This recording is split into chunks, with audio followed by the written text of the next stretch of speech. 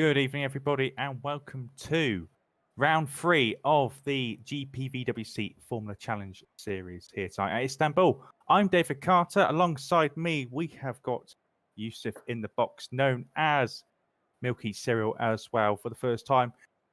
Just as why you might think that Jack Mayer is not here tonight. Turns out that the UK have been voted the least intelligent people in Europe. Jack Mayer's not here today. He's collecting the award. So we got Yousuf in the chat here this evening to take over main contributors this evening, and I'll be doing the supporting role. So feel free to take over. Yeah, and it was close. I mean, Jack May was almost going to be commentating. I was runner-up, so it was close between either Jack commentating or myself. But Jack's the lucky one picking up the award. And as you mentioned, round 3 of the GPVWC Formula Challenge Series here at Istanbul. I'm so glad to be back at Istanbul. I haven't been at this circuit. I haven't seen any racing at this circuit in a while, and I'm actually absolutely hyped to see our first couple of laps here at Turkey as we get underway for qualifying, which will determine the grid lineup heading into round 1. We will have a 15-lap race before going into a bit of a reverse grid for race 2 of the night. So just picking up qualifying just for the time being.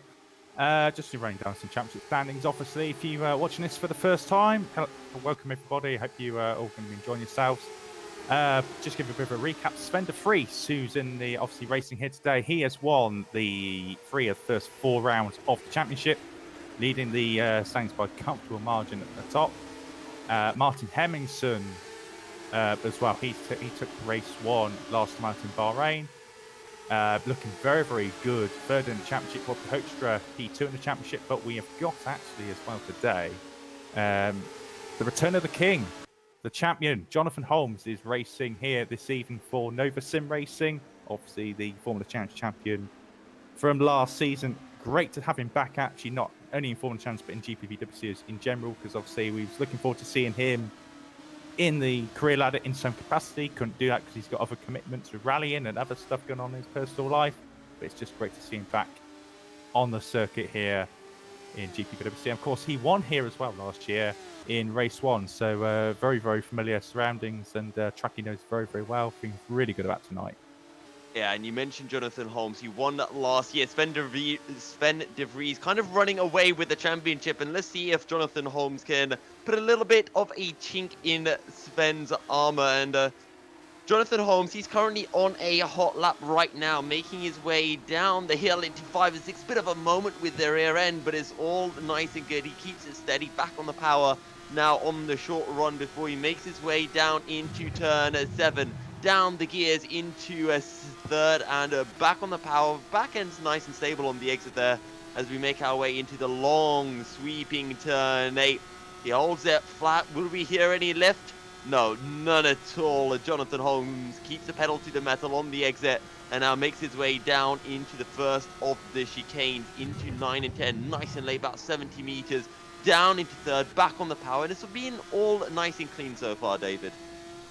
Yeah, it's been quite handy so far. So there's a lot of queuing up for a few people to start their lap, but everyone seems to be getting pretty sensible for the time being. First lap time's coming in very shortly. Looks like just seeing a couple of guys actually just about finished their first laps now. I think it's the 2 Santon cars.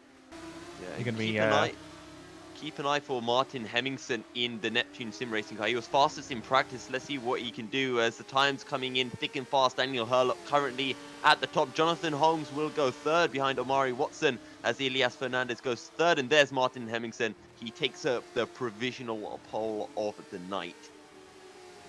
Yeah, it's Hemmingsen there, obviously looking very, very strong. I know he's been doing a lot of practice. And talking to Rodrigo Carvalho, actually, in recent times, I spoke to a lot of the team managers after Bahrain, and Rodrigo said, really happy with the start, really happy with Martin's progress since joining Neptune, and looking to carry on his very strong form for the next few rounds, and looking to push for a championship. He knows that he's aware it's going to be difficult to beat Sven de Vries, but he's actually feeling really confident about proceedings. Yeah, and Sven de Vries, he's just gone a P4 for the Thunderdog Racing team. Decent job, but is still Martin Hemmingsen, who leads away from Daniel Hurlock and Patrick Rozak. Sven de Vries in fourth ahead of Ilias Fernandez. See, Rozak done a very good job, actually. Obviously, for RBA, the RBA cars actually made contact last time out in Bahrain and had a bit of an incident between each other. And I can see they're actually close to each other on track again. Let's hope they're not behave themselves this time. Rozak, very, very good first lap, as well as Hurlock, who's a bit of a qualifying specialist, actually. Hurlock continues to get some good results together. I see both Santon cars together on track as they both make their way to the pit lane now. But a very, very good start. Just around that top 10, Fernandez, Tom Parker, P6 there for the Madness Racing Team, Bobke Hoekstra going to the Championship P2 in the standings. Danny P7 at the time being, Simon Frelick, David Serra, and Tom Voss, who did well in the Academy Series race the other day, yesterday, actually. I believe he finished P2 in the end of that. He's currently rounding out, he was rounding at the top 10 for Guillaume Branton. Goes up to P6 for RBA as well. And the only man who hasn't completed a lap yet is Mr. Gerrit de Vries. And I'm interested to see how well he will be able to perform. I've seen him on this side of production. Can't wait to see him on the track side of production. Yeah, I'll say Gerrit as well. He's had a bit of a rough time of things so far. And again, another man I spoke to after Bahrain. I think he's just happy to get some points on the board, at this time. Friesland, they've had a bit of a tough start. They're maybe not expecting great things throughout the season, but I think it's more just getting this team, obviously brand new team, getting experience and miles under their belt and race laps under their belt as well. And then maybe as the halfway point of the season goes on, they say, they might be looking to improve things, get some consistent points finishes as well. Currently only half a second separates those top 7. We've got 8.5 minutes remaining of qualifying. Still a while to go, another 2, maybe 3 flying laps if you're really pushing it. But expecting at least 2 laps to come through from everyone at the minimum. Just noticed well, Max Reichel in P8 for the time being. He's just jumped up a few places. So a new livery on that car this weekend. The 86 Racing team, they've had green on the livery for the first few rounds, but I must say I quite like the new livery they put on that car for this round and going forward. It actually reminds me of the old BARs, actually, from like 2003, 2004, 2005, that sort of time period as well. You're really making me feel my age right now, David. Oh, it is looking quite nice. It's almost got a bit of an, when you look at it from the cockpit side of things, almost a bit of an Alfa Romeo feel to it. For those who might be too young to remember the good old BAR days of Jenson Button and Rubens Barrichello, and the likes of, what was it? Was it Australia or Hungary in the wet? As well. Oh, Yeah, 2006, yeah. Oh, that's the guy I used to enjoy watching racing. Just looking at fastest times at the moment, and we're looking at Daniel Hurlock as well. He's actually going slightly faster in Sector 1. He's made some personal best at least. It looks like just a little bit of time. But Martin Hemmingsen is going slightly faster. He is looking really, really sharp right now, going slightly faster. Oh, he has a massive moment, and that's going to be his lap over and done with. He was pushing, and he was on a really quick lap, David, but he's going to have to wait one more time. He's got plenty of time to come in the pits and go out again now. Daniel Hurlock, he's making his way into the final corner now. His middle sector was absolutely phenomenal, a 33.6. This should be enough to take him up into provisional pole. Daniel Hurlock across the line and will not improve. Yeah, it's very, very tricky. This sort of circuit, it's all about momentum, because you don't, apart from the end of the lap, you don't really stop the car that much. It's all about getting in the right position on the circuit, get the power down and smoothly as effectively as possible. Tom Parker actually is going quite quickly at this moment in time, doing a personal best in Sector 1. But it's all about momentum around this circuit until you get to the very end of the lap, where it's all very, very tight, twisty, fiddly type section. But of course, Tom Parker now going to the infamous Turn 8. And you'll see in qualifying, the cars don't really lose any speed. It's pretty much flat out all the way around Turn 8 to hit all four apexes as best as you can before the braking point towards turns 9 and 10 with sort of very, very tricky chicane. Tyre wear is going to be very, very critical here today, particularly that right front tyre is going to take an absolute pounding. So it's going to be a bit of time management involved. Parker's still going, setting green sectors for Sven de himself. Vries, he's just gone green as well. He's managed to take a P3, a 33.9, within 0.2 of Martin Hemmingsen, but not quite enough. Now, let's see if Tom Parker can climb up the field anymore. Currently sitting in the 7th place as he makes his way down into turn 14. Eases on the power. Bit of a moment. Oh, but that's a big moment and just gets a little bit too greedy with the throttle. And that's Tom Parker's laps over and done. And unfortunately for him, he's done it right after the pit entry. Yeah, he's going to have to go around again, unfortunately. It looks like to me he just got unsettled on the curb and just into the wall, just brushing the wall. The RBA guys just gave each other a really lovely tow heading down into turn 12, and it's Guillaume Branton who's going to be coming across the line. He's done a really quick middle sector, and his first sector's on par with Sven de Vries. Guillaume Branton will go P4 and just a few hundredths off Sven de Vries in P3. Yeah, they're working really well together. I think they're going to repeat the process, just vice versa, in RB8 this time around. But they're doing a nice job this year, RB. I have been impressed. It is the Royal Blue Academy team, of course. You know, Royal Blue takes part in Super League Lights. This is their academy team taking part. And they're doing quite a nice job this year, actually. Looking pretty good in the standing. I think down in P7 in the standings for the time being.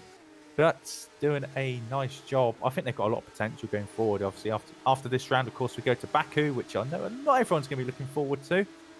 But it's going to be interesting to see how they do anyway. And I've just noticed, actually, Daniel Hurlock is not only behind Hemmingsen in the standings, but he's also behind Hemmingsen on the racetrack as well. They're just going to start a flying lap as well. And it looks like Hurlock's going to go for a cheeky slipstream if he can.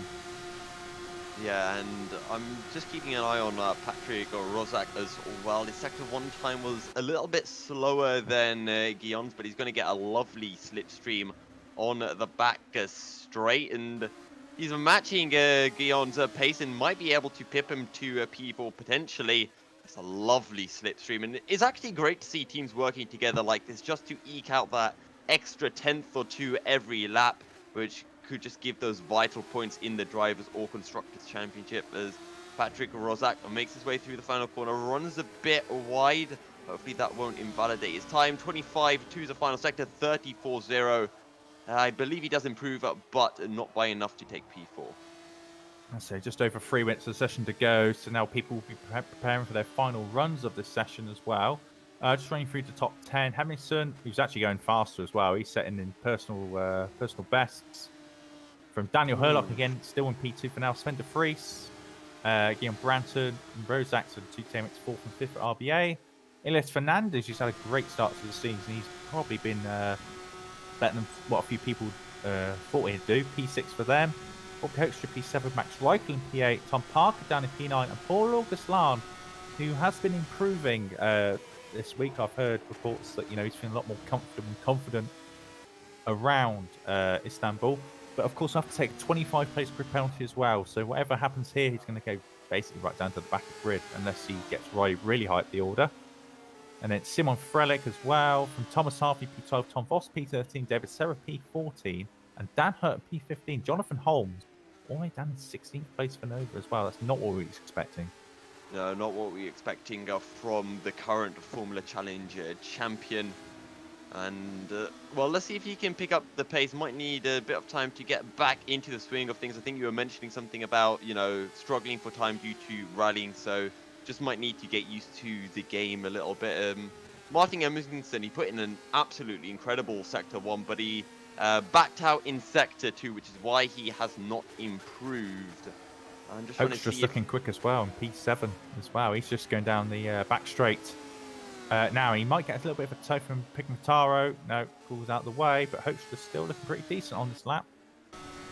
Yeah, he is looking very quick indeed. What's that middle sector? 33.6. That is the standard go-to reference time. So looking good for Hoekstra as he makes his way into the final corner on the power. That back end will not step out on him as it has done for others before. Across the line, and that is P4 for the HGP Motorsports man, a 33.93.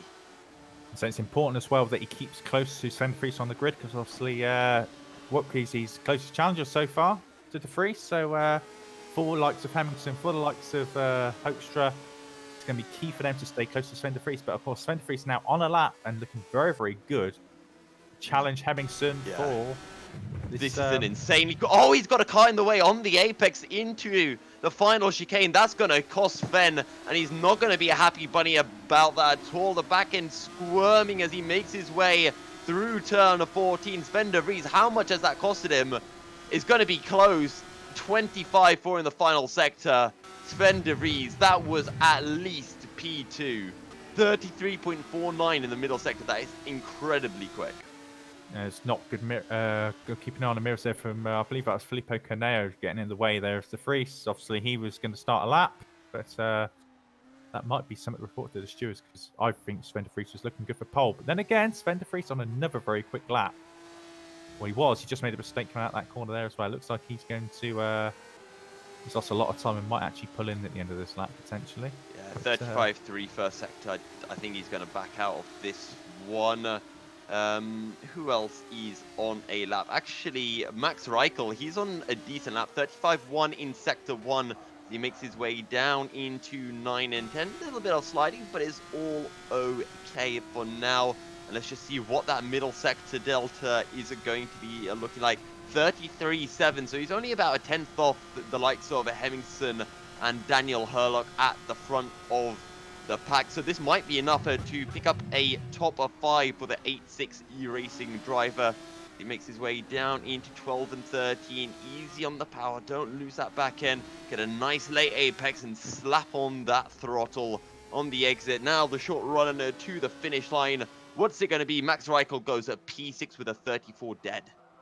That's a nice job as well. He's been a driver. He's been very solid, but also improving as well, race by race. So really, really good stuff from Max Reichel as well for the 8-6 racing team. And I believe there's not many other people on a lap. Thomas Harvey goes into P12. I've noticed that as well. We've got Dan Hutt's actually on the lap. He's down in P18.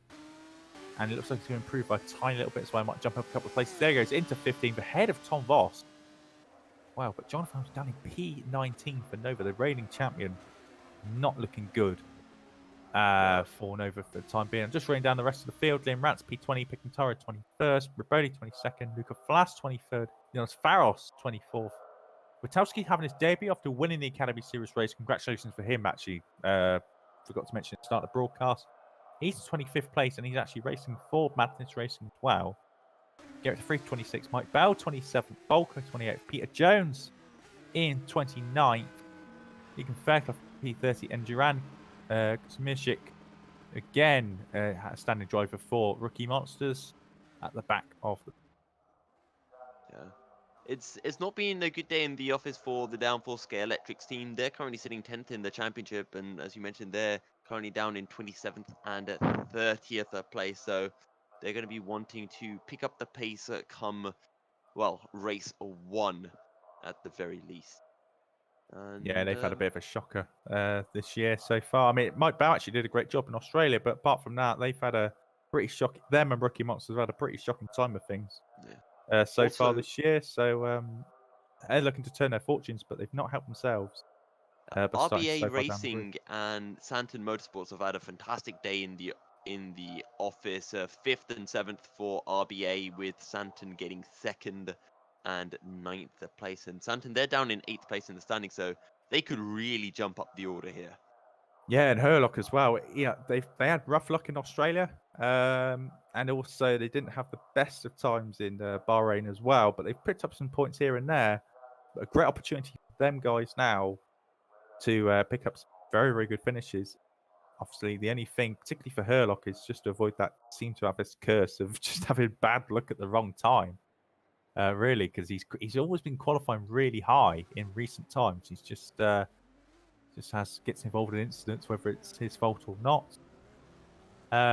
Just needs to get some big points on the board to help basically to kickstart his championship.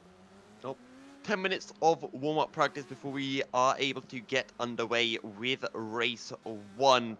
As you mentioned, Daniel Herlock, he will be starting on that front row. He'll have a clear view down into turn 1. He can get a good start. Maybe he can lead the pack on the exit. and just try to run away with the race from there. And of course, you know, if an incident does happen, if he can just try to sneak into that top 15, he'll have a chance starting from pole in race 2.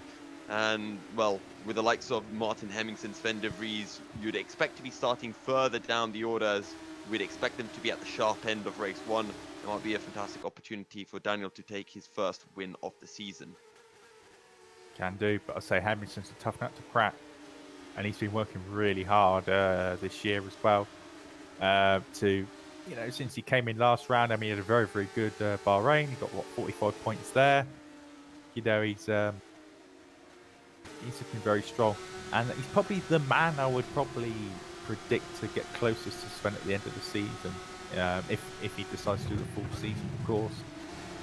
But Hemmingsen's looking quick, and I do have to know that some bigger teams up the ladder are also keeping a very, very close eye on him as well. So a man to watch out for, not just for their Formula Challenge, but in the future, you know, definitely someone that look forward to. Maybe I'm actually predicting he's going to be in Super League lights next year if he wants to do it.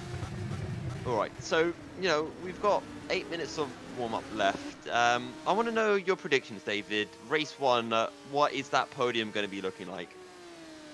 I'm going to definitely say Hemmingsen and de Vries on the podium. And I want to know order. All out, all out. Hemmingsen will get the win. Okay. De Vries will come second. Right. And I'm actually going to go for Guillaume Branton in third. Ooh, But okay. the problem with Sir Branton is his tyre wear is really poor because he's on a controller. So he might be third early on. It's just going to be difficult after that. But I've said it now, so I'm going to stick with it. I'm going to have to just say Guillaume Branton for that podium position. I'm going to have faith in our championship leader. I think there's a reason why he's won 3 or 4 races so far. So I'm going to go with Sven de Vries to take the win. I'll go with Martin Hemmingsen in second. And who shall I go for third? Let's get out there a bit. Let's go with Max Rakel. Yeah, Raikko's been looking good, very good. And if he, in case, particularly because a lot of these cars are very, very close in midfield, and well, even in the sharper end, and it takes one mistake, and you could lose several places as well. Yeah. So, you know, as long as you keep it clean, if you can get out of the DRS range as well very early on, you'll be very, very good place to get that top 3, top 4, top 5. As soon as you start scrapping away, keep battling, getting past all the time, or trying to keep fighting with other cars, particularly down that back straight, that's when you can start losing heaps and heaps of time. And I just also want to point out as well, currently for the likes of Daniel Herlock and Patrick Rozak, if they get a decent result here today, at least in race 1 anyway, they're going to really jump up the order. They're currently sitting 12th and 13th in the championship. So, you know, it's a big opportunity. We're still early on in the season, and a lot to be gained as well. So a mistake here could be very costly. So, got 6 minutes, 20 seconds to go in the session. I think it's a good time to maybe have a break, have a little cheeky refreshment in the meantime, and we'll be back in a few minutes.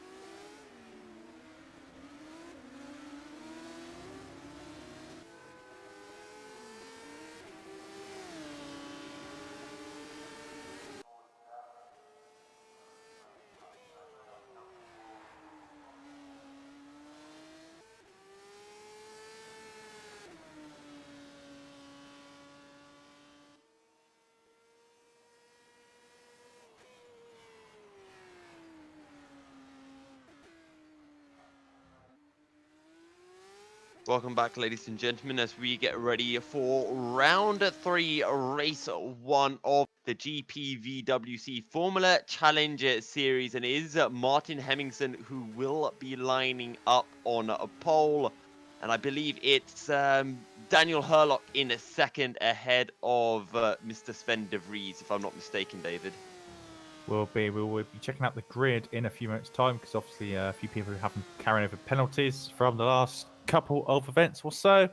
So obviously when the grid's all lined up, we'll run you through the full order. But yeah, it should be Hemmingsen from Daniel Hurlock from Sven de Vries as well. Just a bit of information for people who just joined the stream. Welcome. I hope you're all keeping well. Obviously, feel free to shout out who you're supporting here this evening. Feel free to check out the new GPVWC website. It's still in beta, so it's not 100% all completed, but the great work of Stefan McCready and the team behind the scenes as well, who's putting the website together. Go on there, check it out. It looks fantastic. It's a lot smoother, a lot more efficient. A great look to it as well. I'll say that the team should be really proud of what they've done. Just get familiarised yourself with it. And then bits and pieces like for the management and other bits will be added in the future as well. So it's not 100% complete yet, but go on there. You can check out the standings, the forums, all the about the cars, everything. Just all the basics you can go and see, and just see where the future GPVWC is heading on the website as well. So feel free to check that out as well. Warm-up just finished as well, so we should be going to the race in a few minutes' time. Once they get all the grids sorted out as well. Yeah, and coming into this race, David, you were very excited because not only is Sven de Vries insanely quick and won 3 of the 4 races so far this season, but the Formula Challenge champion from last season, Jonathan Holmes, is returning for tonight, but he hasn't been impressing in qualifying, has he? No, he hasn't. I'm surprised about that. He hasn't looked good. I don't think he's had a lot of practice at all. But even for champion to qualify 19th, it's not what anyone's expecting. I'll be honest, disappointed in that. I'll expect him at least to be sort of top 10 at least. But the car has changed a little bit from last year. A little bit of aero, tire models changed a little bit as well. So it's not something you just jump in and just drive quickly straight away. But even so, for a guy of his ability, I think everyone in the chat would probably expect him to be in at least the top 10 after qualifying. So he's got work to do, and he's got to show why he's a champion from last year. And a few other guys as well will have work to do, like Paul Land, for example. He'll qualify right at the back of the field after his 25 place grid penalty. It's going to be tough for a lot of guys out there today. That's one thing for sure, because it's not an easy place to pass. You got to be when you do make a pass, you got to pretty much be alongside the car. You can't really dive down the inside or do anything stupid like that. So it's going to be a tough race. Obviously, race 1 should be a bit more sensible. Race 2 tends to be a little bit more on the chaotic side as well. But we should just be moving to the race in a couple of moments' time. Grid's all been set. Just going to move over now to the race session.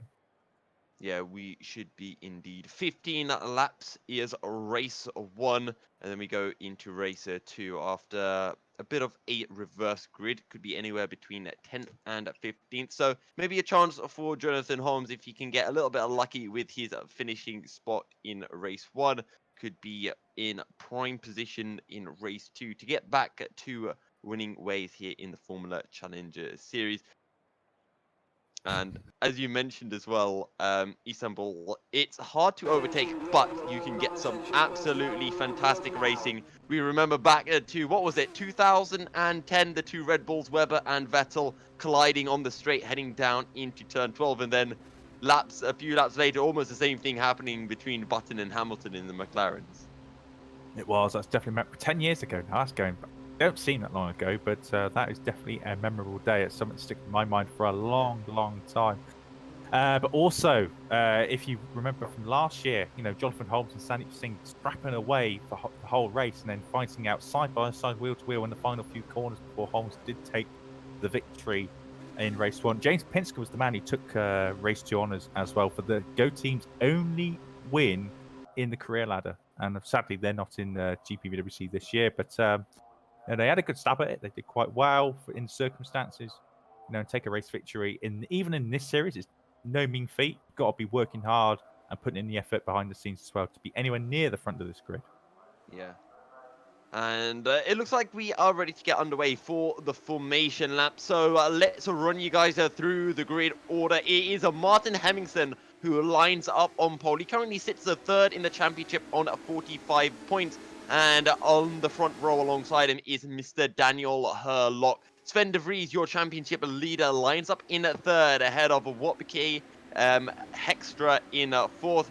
Guillaume Branton lines up in fifth in the first of the RBA racing cars ahead of Max Reichel and Patrick Rosak in the second RBA racing cars. Elias Fernandez in eighth ahead of Mario Watson with Tom Parker rounding out the top 10. And David, would you like to run everyone through the rest of the order? Absolutely. So we've got Thomas Harvey, who's P11 for the team grid line. Obviously, he was in a prime position to do well last time until his monitor decided to time out and turn off. So unfortunate stuff there for Tom, but hopefully a better luck this time around. Sam Holt, who had a torrid time in Bahrain, but still did well. Still looking good in the championship at least. He's in P12 for Nova. Simon Frelican, GPVWC Academy team car, is in P13. Dan Hutt for Friesland, P14. Not a bad effort in the circumstances actually for him. You know, they're looking to get some points on the board. Tom Voss in P15 for the second of the Hamming Grand Prix racing cars. Filippo Caneo for Drive Game C. Again, another team who's had a rough time this year in their second season as a team, of course, in Formula Challenge. Jonathan Holmes, because of penalties, is going to start in P17 for Nova. Liam Rats in P18 in the second team gridline cars. Roberto Picataro P19 in the second of the GPWC Academy cars as well. Massimiliano Riboli P20 in the newly liveried Valley Racing Team car as well. Luca Flas is 21st. Dianis Faros in P22. Patrick Witowski P23. Rob Rooster, or the Red Rooster as I name him as, in the second of the Thunderdog cars. P24. He's going to be starting from the pits. Mike Bowen 25th in the downforce. Matteo Bolko P26. Peter Jones in the first of the Ricky Monster cars. Deacon Fairclough P28. He's a bit out of position actually as well, just notice. Kosmirsic in P29. Paul August-Lahn off his grid penalties down in P30.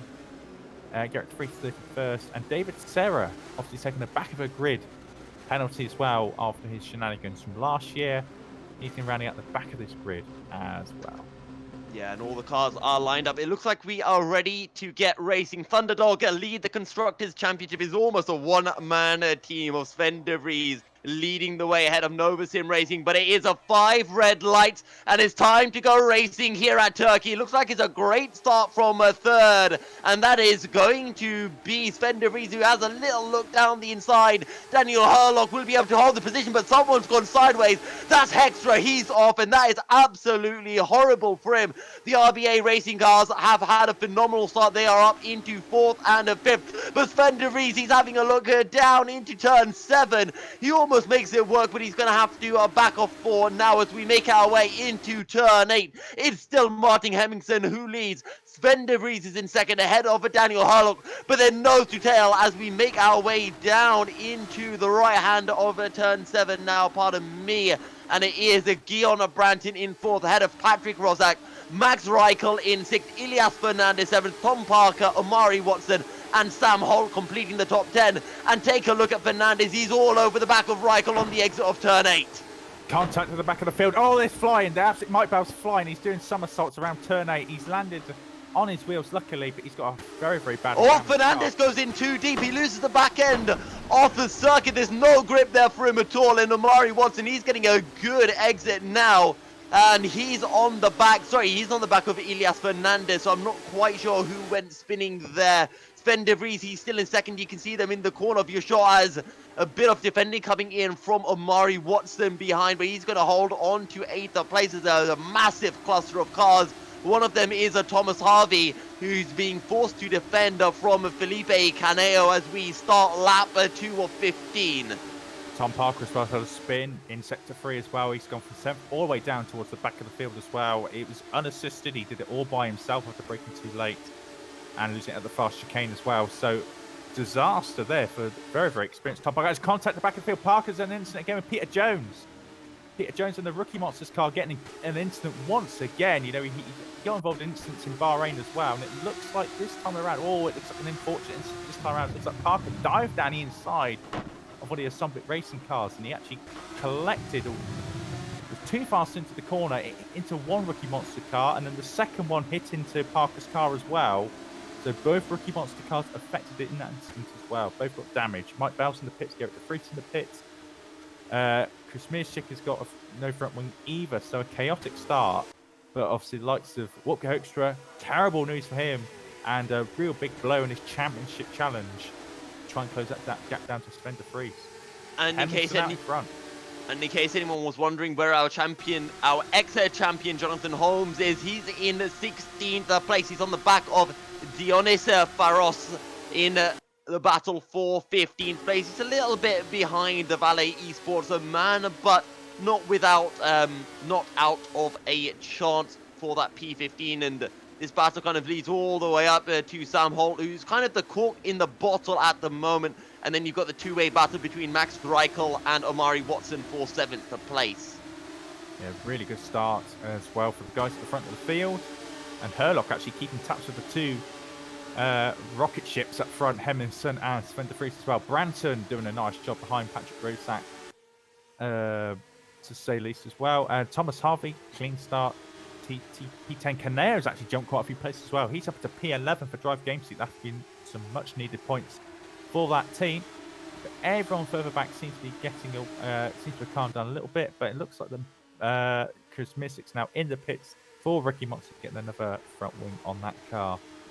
Yeah, Elias Fernandez starting to drop away from Patrick Rosak in 5th place. He's staying in touch with this battle or this train of cars that goes all the way up to Hemmingson in the 1st place. RBA Racing having a fantastic start to the race, as we mentioned. They're 4th and 5th. They're only sitting 7th in the championship, so this is going to be a huge income of points. As behind, I think that is Omari Watson. He's going down the inside of Reichel into turn 9. He's going to make the move work, but look at Sam Hall coming flying through the chicane, and he's going to turn this into a 3-way battle as we make our way through the kink of 11. Sam Holt right on the back of Reichel. He's going to look to have a go. Maybe could even make a 2 into 1. He plays it safe, breaks nice and early, and it will be Omari Watson who holds on to 7th, ahead of Reichel and Sam Holt in 9th. And you can just see Thomas Harvey in the back of your shot looking to join in the fun. But Max Reichel doesn't get the best of exit, and Sam Holt is still within a shout, heading down into turn 1 as we start lap 3 of 15. Brave move from Watson there in the Kobe Bryant tributed Santon Motorsports car as well. But really nice move. Down inside, he kept it all together as well. So great move from him. Sam Holt can capitalise on the move as well. Give it a good chance. Obviously, still a long way to go for these guys. And obviously, their battling positions would be very, very key. Because obviously, Thomas Harvey just behind, he's in P10. And all these guys behind are going to be scrapping away, trying to move up through the field. Obviously, reverse grid pole, very, very key for these guys in the midfield. If they can get to reverse grid pole, being near the front of the field, they could get a lorry load of points in their account out of Istanbul as well, moving forward as well. And a good result for any of these guys can really kickstart their season as well. It looks like Thomas Harvey is now closing the gap up the back of Sam Holt. Yeah, Thomas Harvey is closing in that luminescent green and black team grid line car. Lovely little green rims to the wheel as well as they make their way down the straight towards turn 12. Thomas Harvey is close. He could have a think as we make our way down. He looks for the inside, and Sam Holt has left the door wide open. And that's what happens here in the GPVWC when you don't defend hard enough. And Thomas Harvey will pick up the position. Oh, there's contact! Contact into the final corner. Sam Holt will come out clean, but Thomas Harvey takes a massive shunt, and Tom Voss should be able to pick up the position from Harvey, and indeed he will be able to do so. Kanea's on the inside of Voss as well. He'll have a go, and he will pick up a P10 side by side on through to Tom Voss in the HGP Motorsports. Just has a slightly better drive, and Kaneo, will he look for the inside? He'll try, but he just can't get on the brakes late enough, and that's going to be Tom Voss reclaiming 10th place. Sensible driving there actually as well from Kaneo and Tom Voss. Really good to see nice close racing without contact as well. Rory Overman probably tearing what's left of his hair out, for grid line, because I say, he's been passionate about the team, you know, and they're in a points position at the moment. You know, they've got to take these points when they can. For all these new teams in the same sort of boat, to be fair, you know, in this sort of mid-pack, you know, if you can get a good points position, they're in also a very good position for reverse grid pole potentially as well if they can stay there. So it'd be important to not make a mistake for them and keep positions and hopefully bag some points for the team. Back out in front though, Hemmingsen is breaking the toe from Sven de Vries, not quite from DRS. You notice as well Daniel Hurlock as well. Oh, but Still take a look keeping at these two Elias guys, Fernandez, actually. He's closing in onto Guillaume Branton, heading down into the final sequence of corners. Guillaume Branton will hold the position, but Elias Fernandez has really found some pace recently and is closing into the second of the two RBA racing cars. But we saw them working together in qualifying, and maybe Patrick Rozak can just try to give Guillaume that little bit of a toe to make this that bit more difficult for the Asambic esports driver.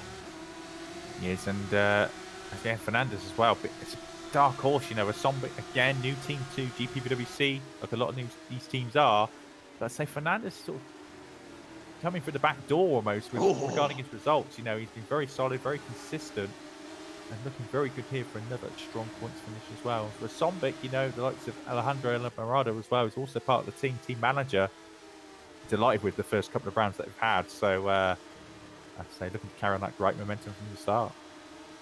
Yeah, Daniel Hurlock has pulled out a nice, almost a 2-second gap now to Patrick Rozak, as it is well and truly a three-way battle for the lead, but they're all just matching each other's pace, give or take, you know, a few hundredths of a second. That time around it was Daniel Hurlock with the slowest lap by 0.2%. Sven de Vries just 500ths faster than Hemmingsen as we approach the 1/3 point of the race. And we still got those battles going down in the midfield from Tom Voss to Jonathan Holmes, 10th to 15th. Those are the crucial positions heading into that reverse grid for race 2. Yeah, so we're just about to finish the 6th lap here, just about to go on to lap 7 of this race. But Hurlock looking very, very close actually to Vries. We've been really impressed with his race pace. I know he's been a bit down in the dumps after the first two events, but so he's been working hard behind the scenes and finally getting a chance to really show his pace here this afternoon in race 1. Keep the Hemmingsen and de Vries more than honest for the time being. Of course, a long way to go. As these tyres wear down, particularly the right front tyre, that's when it's going to start to get really interesting, and mistakes will start to creep in from a few of the guys, particularly in the midfield. Anti-clockwise tracks, so just more wear going on, more load going onto that front right tyre, so will wear out a lot here at Istanbul. The gap at the front now 1.1 second, and the pace starting to drop, but then again, Daniel Hurlock, he's just gone the fastest of those front three with a 35.0, 0.2 quicker than Hemmingsen on that lap around. But don't count out Elias Fernandez in this battle for 5th place. He's still closing in onto Guillaume Branton lap after lap. It is just a case of patience. That last time round he was a 10th down, but he's still on the back of Branton, and if Branton makes a mistake, Elias will be ready to pounce. We have DRS as well. Will Fernandez down this track? Should we go on board with Fernandez to see how powerful DRS is on this racetrack? Actually, there's a horrible bump there as you go through that sort of kink. So if you're going on the inside of that corner, it could be very, very tricky. Oh, Guillaume Branton goes defensive, but not defensive enough. Elias Fernandez goes down the inside. He breaks late, he runs wide, and they make contact. But it will be Elias Fernandez up into 5th place, and look who closes in. That's Amari Watson and Max Reichel joining in the fun. And we've now got a 4-way battle for 5th place. But crucially, can Elias Fernandez now push and pull out of that crucial DRS range? As I'm sure Amari Watson will be ready to help out the Asambic driver by putting on as much pressure onto the RBA racing man. But he's got to defend from Max Reichel, who's all over the tail of the green Stanton Motorsports car. Tell you one thing, Guillaume Branton's tyres are already going.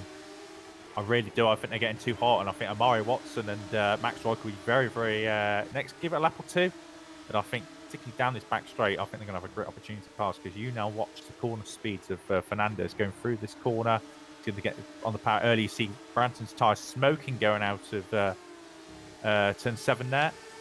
Through turn 8 as well, you probably see that Branton's going to be turning that car, the tyres a little bit more to get around the corner I say it looks like Watson also coming under pressure as well from Max Reichel as they go down the back straight. Yeah, Watson defends straight away. Reichel going to try and go right outside. No, Watson breaks very, very late into the corner, defends nicely, and might still be under pressure down this back straight. Just behind them, Sam Holt and Tom Voss still battling for P9, and Caneo and Thomas Harvey battling for P11.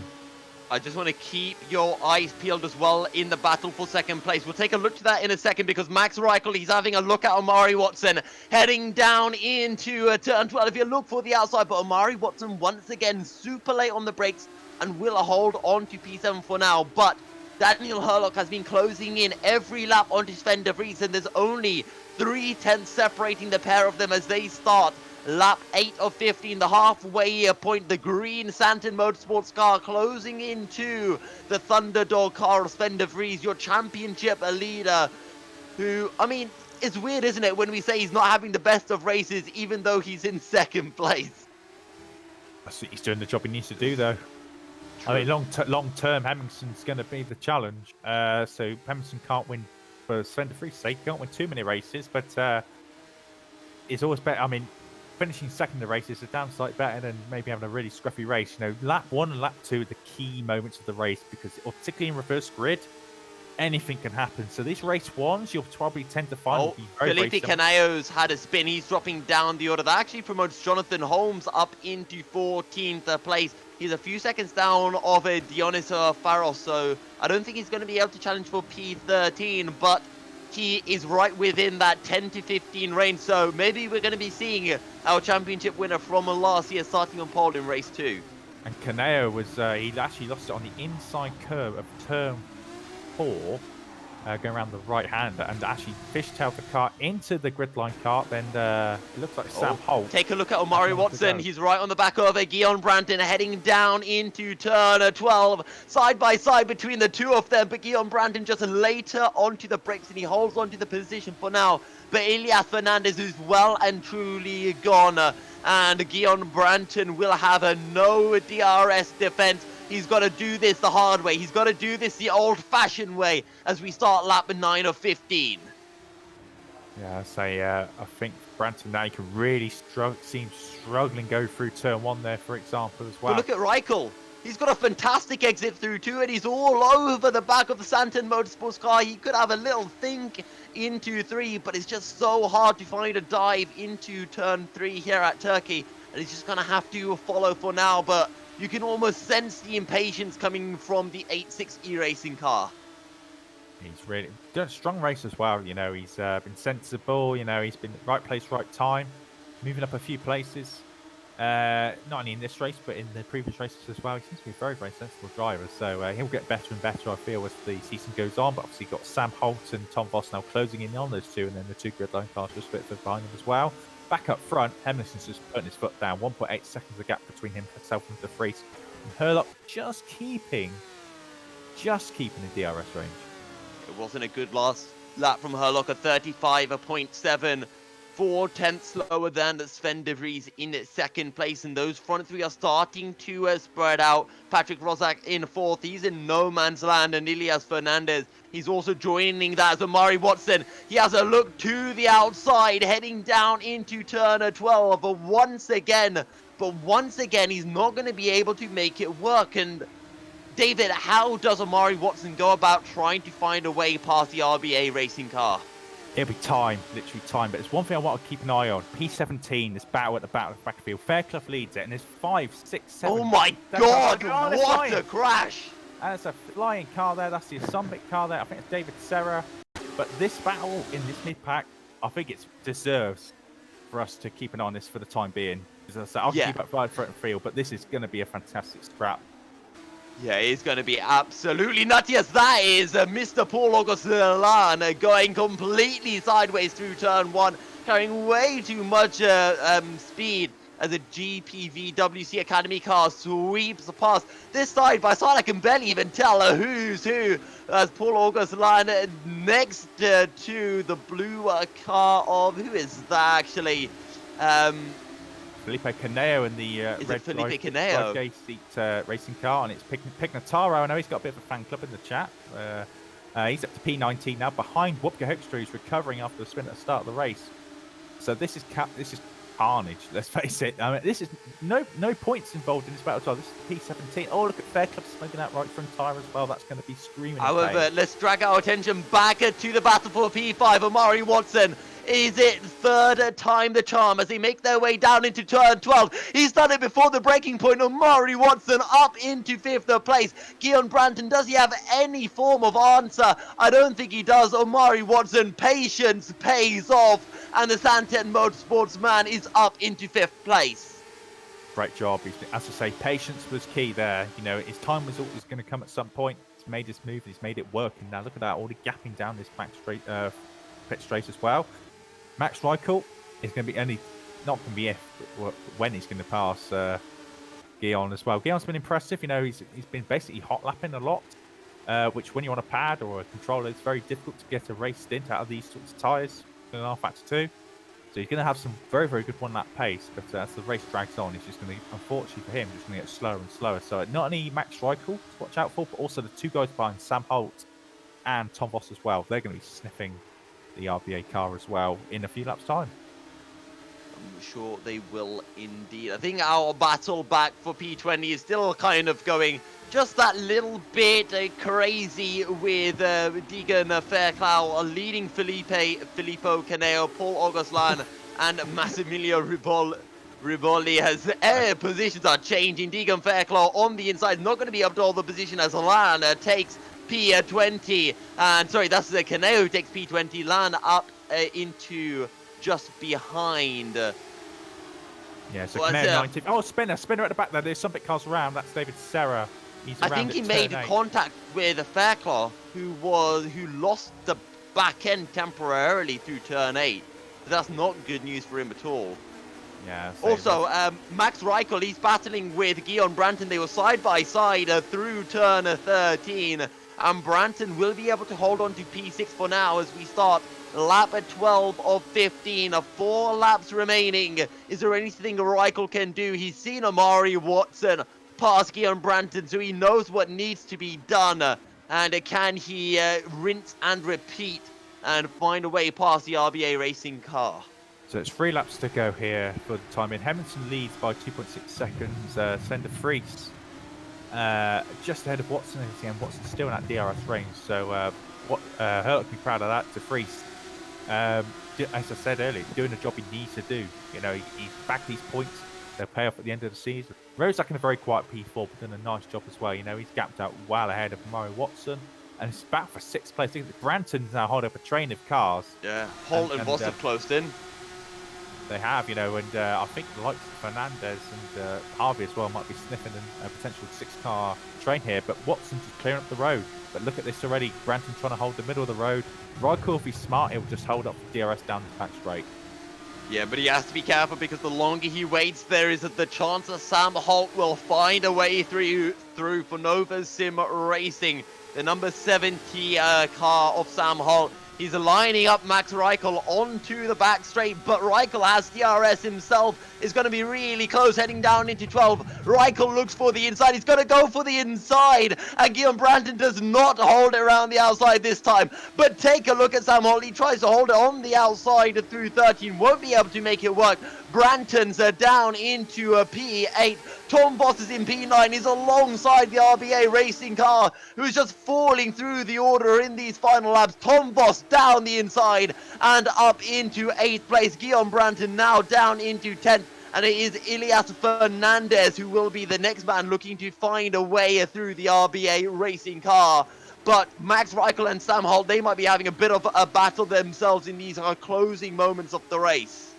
Branton's dropped £20 and picked up 6 points earlier. Yeah, he's just dropped 3 places down from 6th to 9th.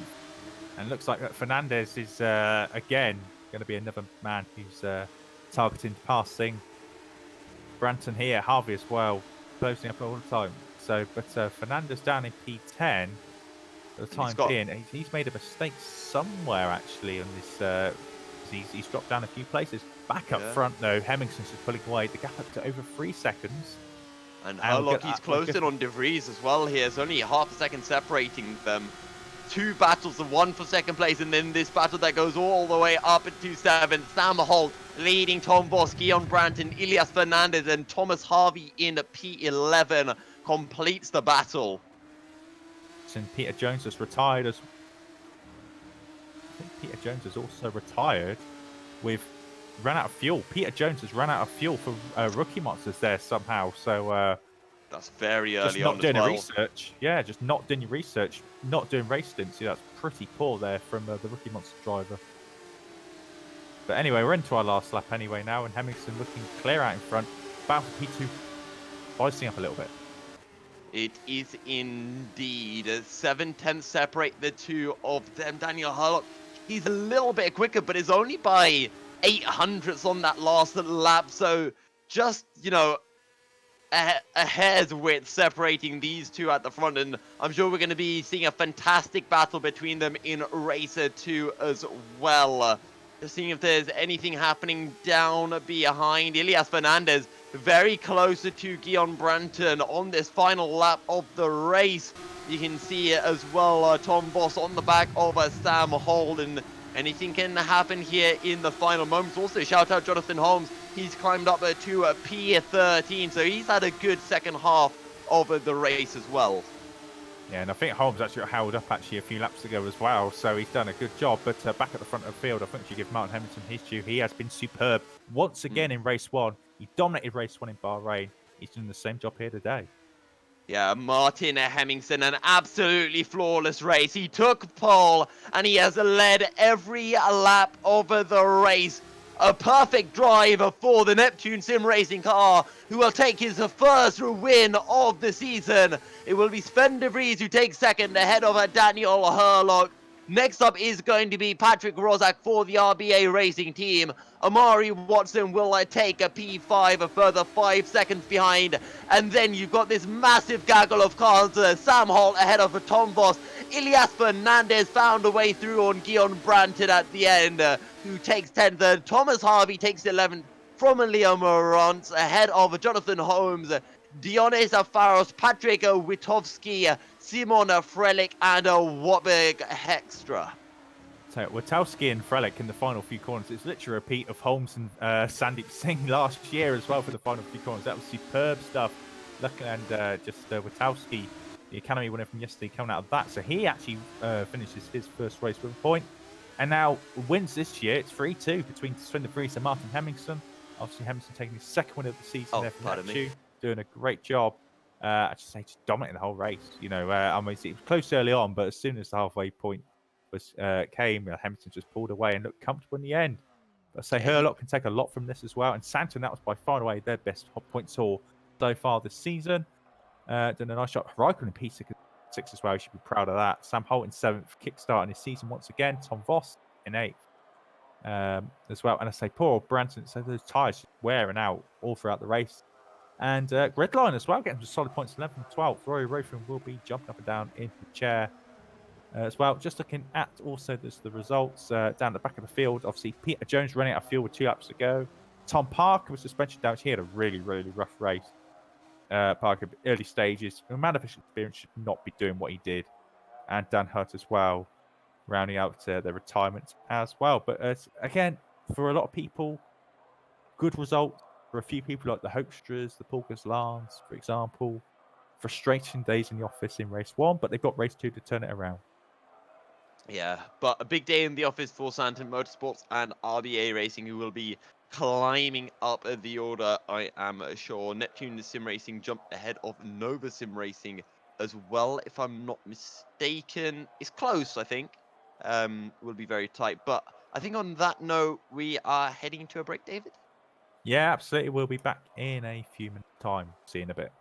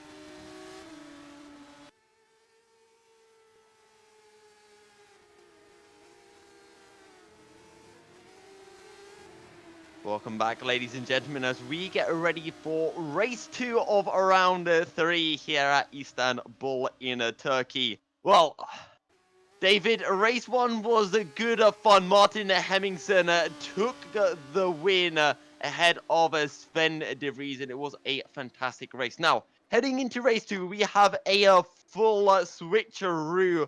Top 15 will switch around for the reverse grid, which is the absolute max that we could get. And David, you were giving me an interesting stat about Jonathan Holmes before we came live. Yes, so Jonathan Holmes in every round took part in last year got a podium. So either race 1 or race 2, he took a podium around every single event. And of course, in this race, he's going to start P3.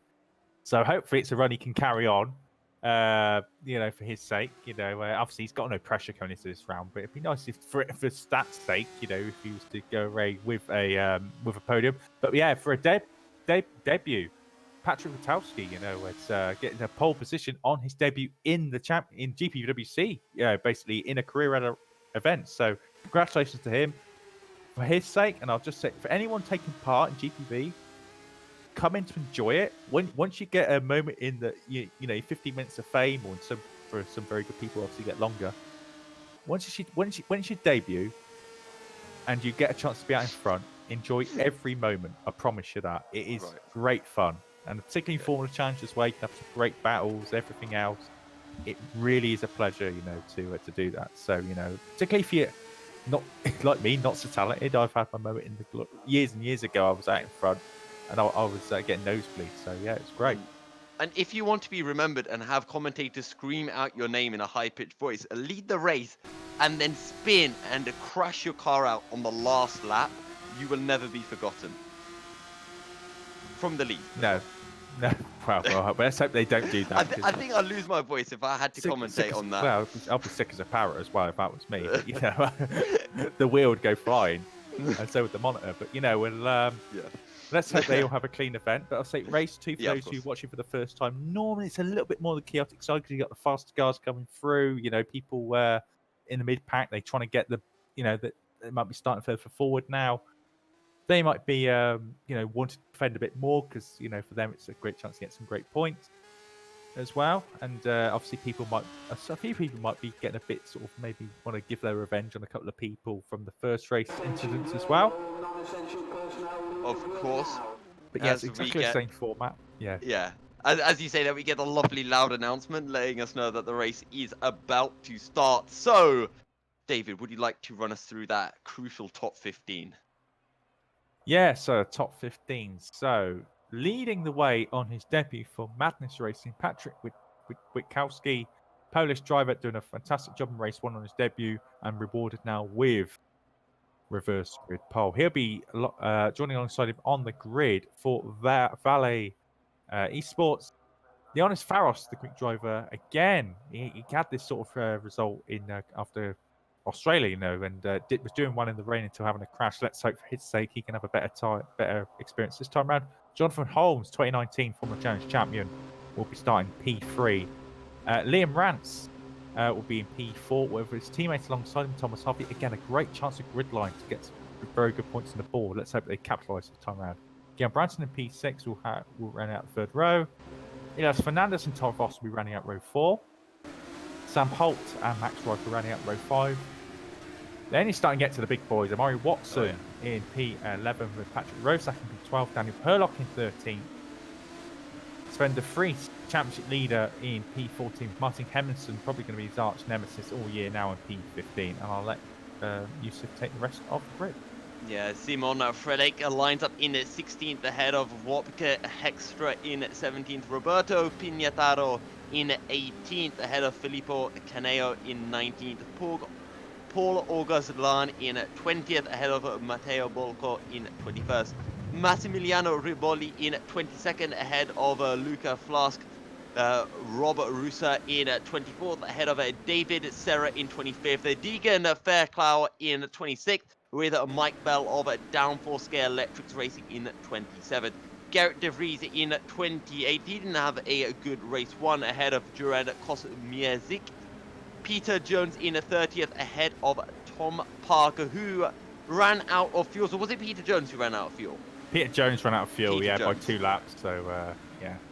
And Not good. Dan Hutt rounds out the grid. Now, one driver that I do really want to watch out for is the man starting in 6th place, Guillaume Branton, because there are a lot of drivers behind him who will remember having a rather tough time overtaking him in race 1. And I don't think Guillaume Branton plans on making it any easier for them in race 2. So the longer Branton can hold them behind, well, the longer the likes of Patrick Witthaus, the longer the likes of Patrick Witkowski, Dionys Faros, and Jonathan Holmes can try to stretch out a bit of a lead.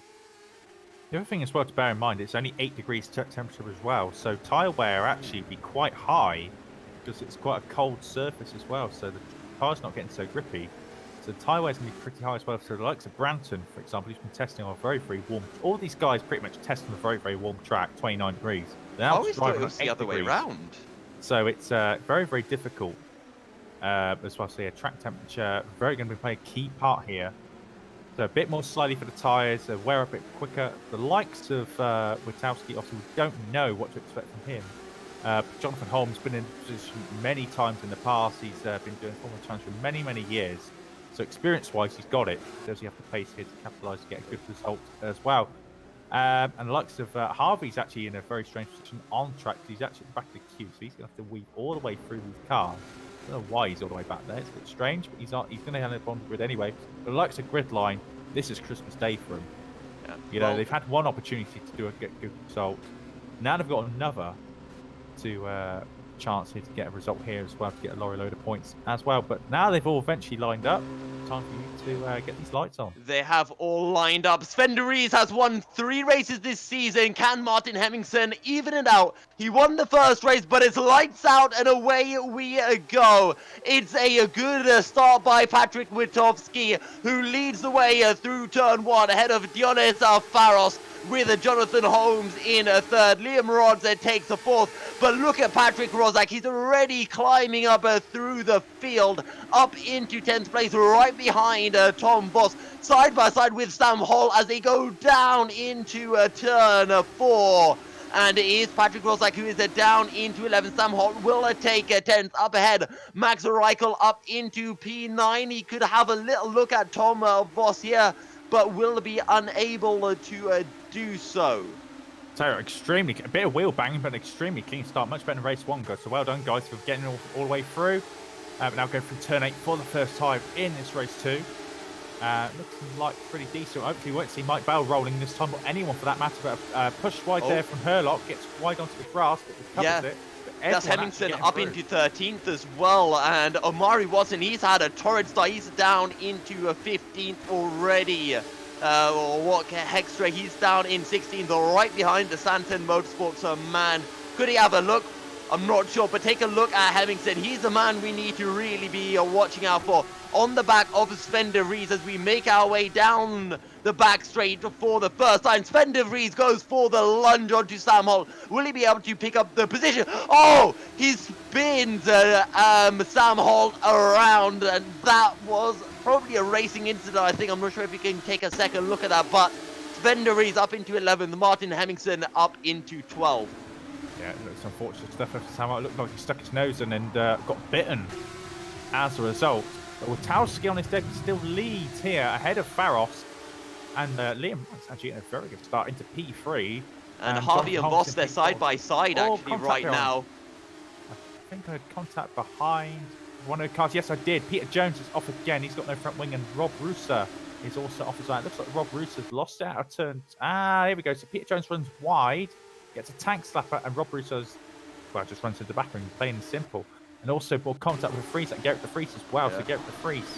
Right, de Vries is on a run right now. He's got Martin Hemmingsen, and he is not dilly-dallying around. He's got Max Reichel up ahead, and he is pushing for all his life is worth. But he doesn't get the best of runs through turn 8, and Hemmingsen will just slot in behind for now, just waiting for that opportunity. He's going to let Sven make that mistake and then capitalize on it. Max Reichel doesn't get the best of runs coming through turn 10, but neither does de Vries. Hemmingsen, he's right on the back of the Thunderdog racing car.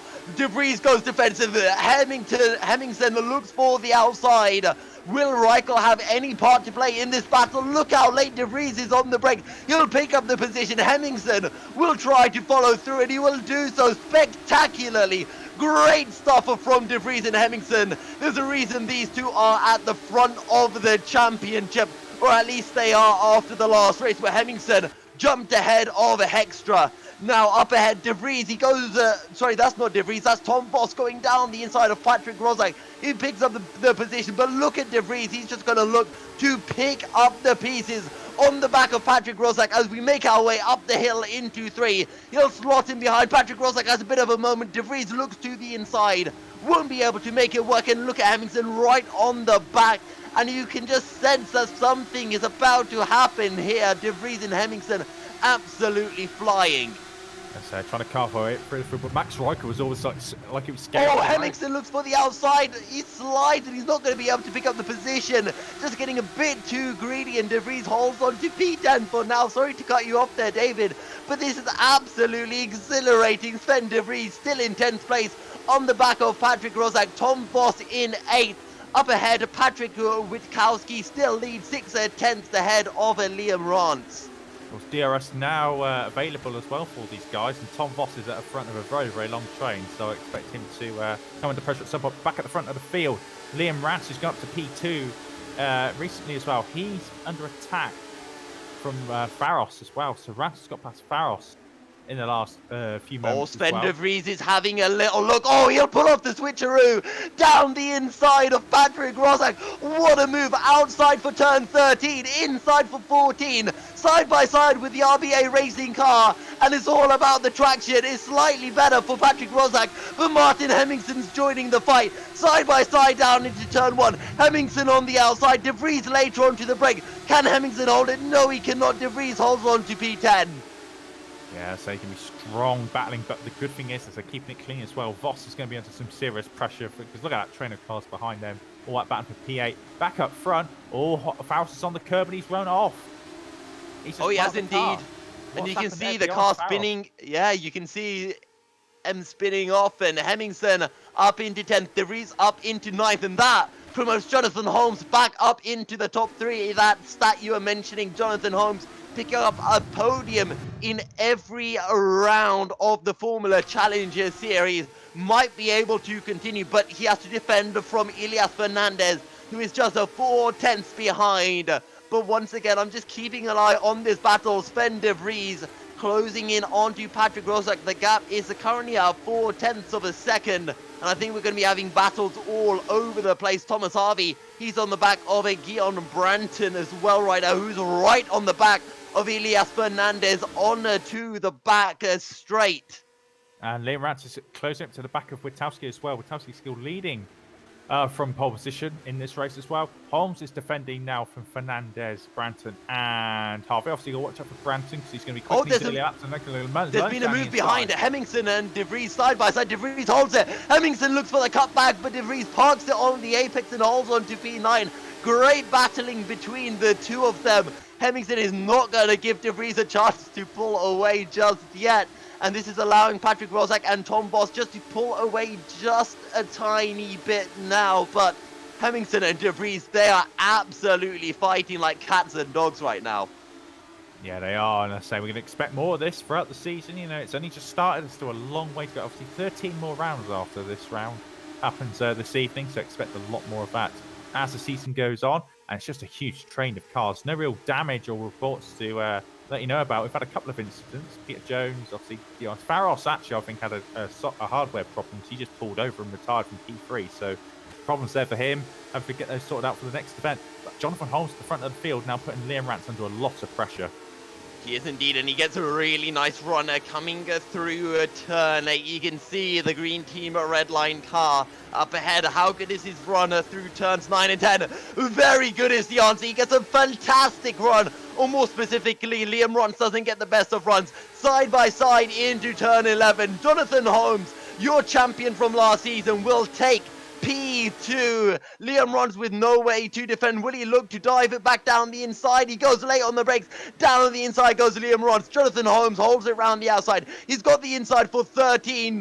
Liam Runs, does he have the grip? No, he does not. Jonathan Holmes up into P2. And Elias Fernandez sweeps round the outside of the final corner. And that is going to be the Istanbul Esports driver up into third place. Liam Runs, can he try to look for the dive into turn 1? No, he can't. And that's Guillaume Branton out of nowhere up into P4. What a move by the RBA Racing man. That was a dive and a half from Branton, but he got it stopped and he got it parked and got it past. So nice move at the end of the day. Look at that train of cars as well. It's great stuff, but also note the Vries and Hamilton now at the back of this train. They're going to try to not be aggressive, but probably take the opportunity when it's safe to do so. Now I've got Tom Voss obviously ahead of them and Rozak ahead of them as well. So that's going to be interesting stuff. See how they progress with the field. With Tauskio still leading, we're a third of their way through this race.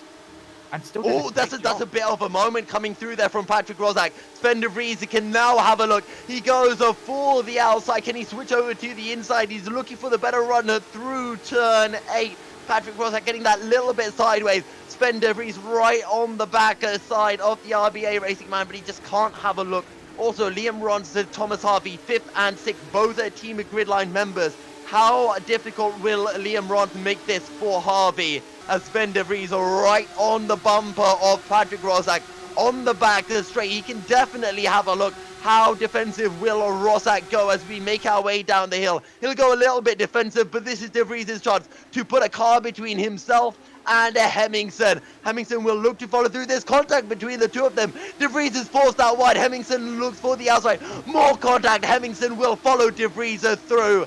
And he might even be able to find the move on de Vries on the outside down into turn 1. De Vries and Hemmingsen side by side. Hemmingsen looks for the outside. De Vries on the inside. Hemmingsen makes it work. De Vries gets a little bit sideways. Absolutely fantastic from Martin Hemmingsen. What a great pass. Great pass. And also the first move as well past Rozak. He slid down inside like a greased piglet. Literally straight pass, you know, and surprising move. Hemmingsen on fire. That was some great, hard, but fair racing. That's really, really impressive. Two great racers as well. Yeah, they're racing hard, but it's respect. They're racing so hard, but all of the pressure there was on Sven de Vries. Every time he knew, I have to make a move on this guy up ahead, otherwise Hemmingsen's going to find a way past. Hemmingsen just sits behind de Vries, says, you do the hard work, you find a way through, and I'll just follow you through. Now the question is, can Sven de Vries stick with Martin Hemmingsen and do to Hemmingsen what Hemmingsen did to him? At the front of the field, Witkowski leads from Jonathan Holmes. The gap is under half a second, with Elias Fernandez a further 5 tenths behind. And we might have a bit of a cracker of a race on our hands here for race 2 of round 3 at Istanbul.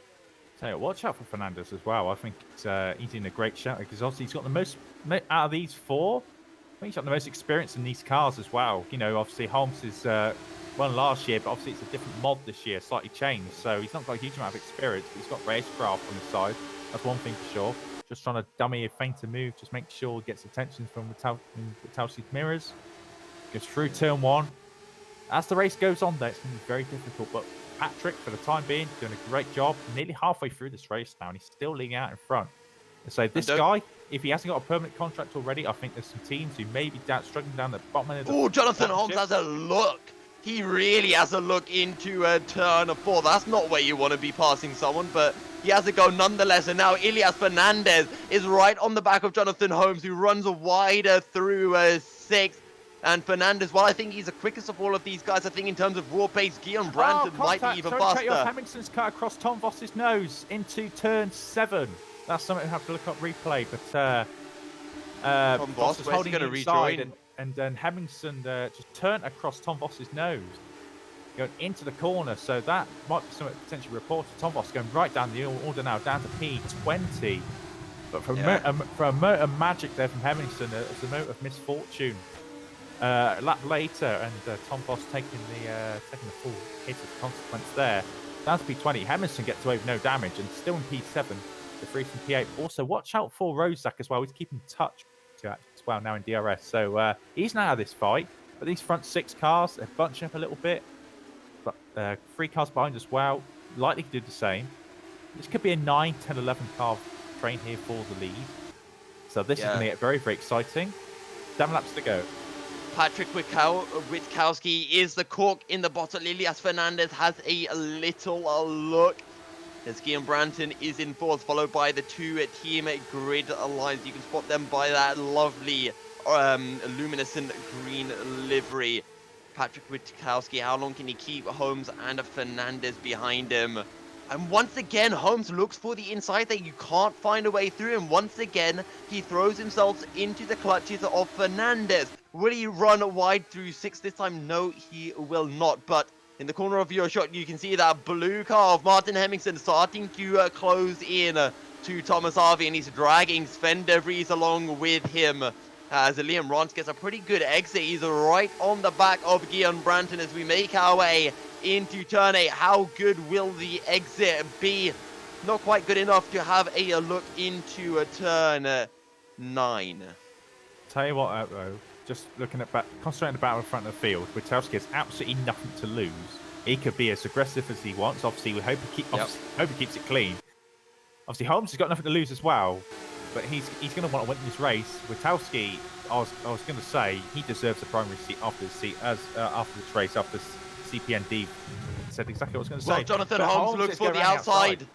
Yeah, he's going to have a look around the outside, but he's not going to be able to make it work. Does this mean Fernandez can have a go? He'll get the cut back, but it will still be Witkowski from Holmes, from Fernandez. As we Emerson's going past as well. Emerson's going past Thomas Harvey for P6 as Emerson looked down the inside at the final corner. Harvey went wide, and Hemmingsen's going to be down the inside into turn 1. Oh, de Vries hit Harvey! De Vries, that is a bad incident there. Sven de Vries too late on the brake, and he's going to get punished for that. He's all the way down to 13th place, and he's taken Harvey out as well, down to P12. So Sven de Vries, that's the first time this year he's cracked under the pressure of race 2.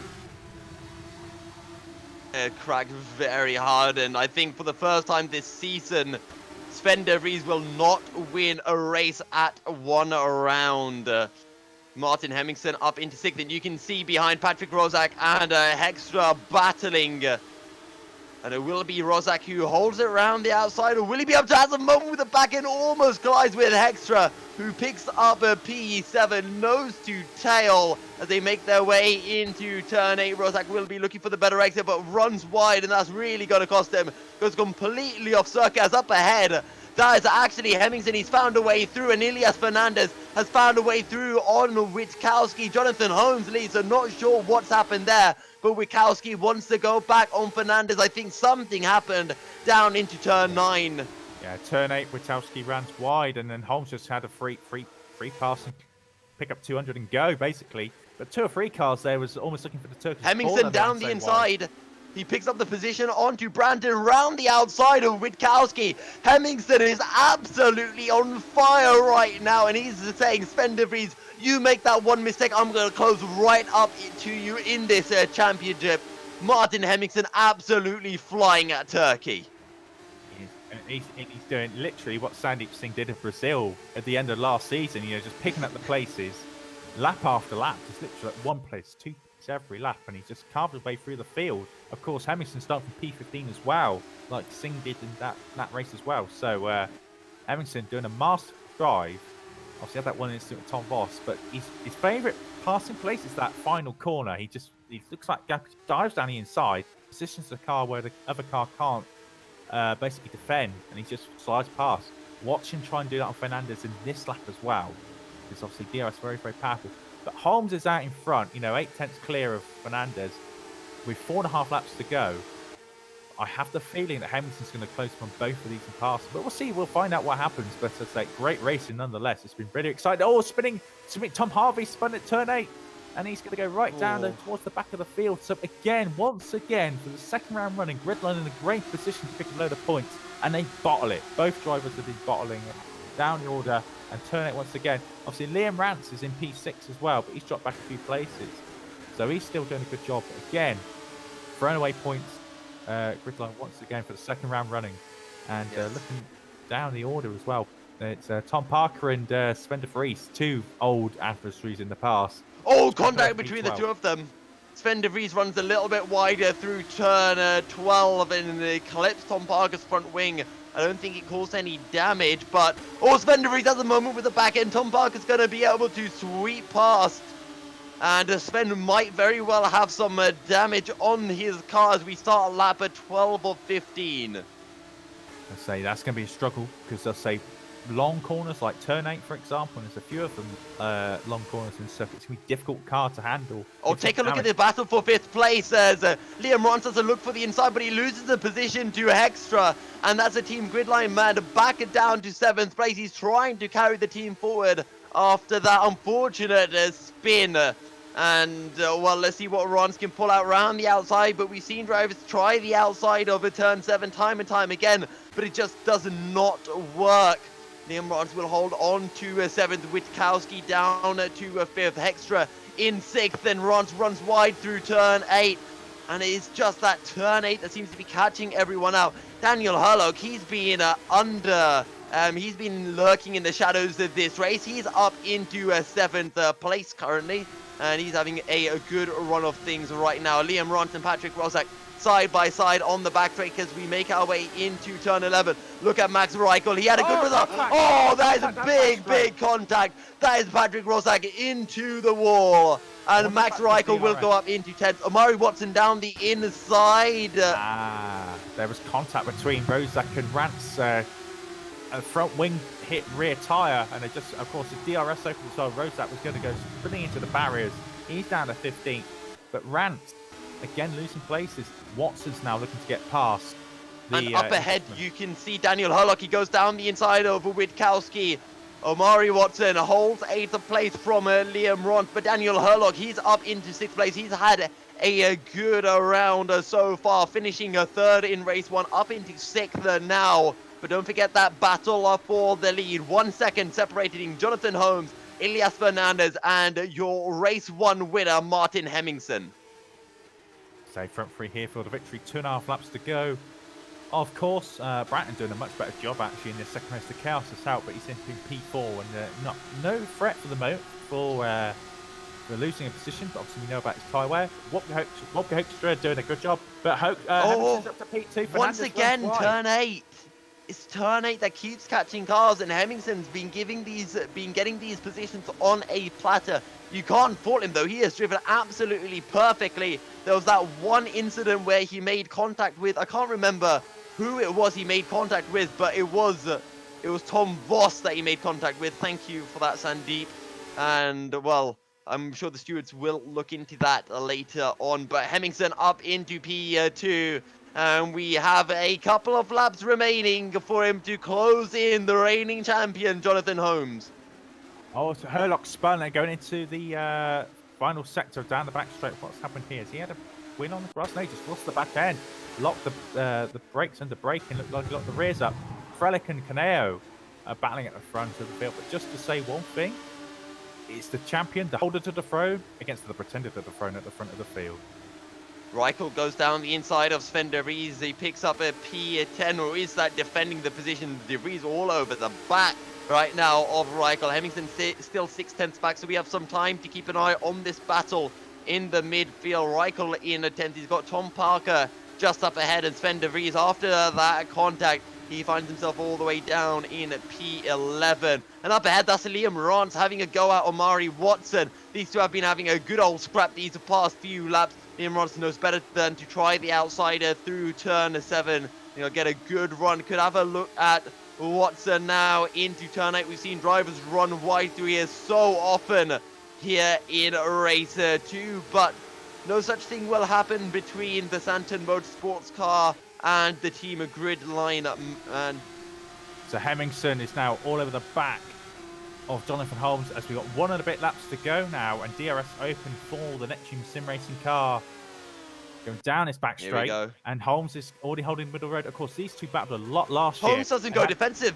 Hemmingsen looks for the inside. Holmes has just given Hemmingsen a free ticket to the lead, and Hemmingsen, for the second time tonight, will be leading in Istanbul. And he has Jonathan Holmes to thank for that. And I think Holmes just does not want to fight Hemmingsen. He knows that Martin's quicker, and he doesn't want to give Fernandez any chance of closing back in.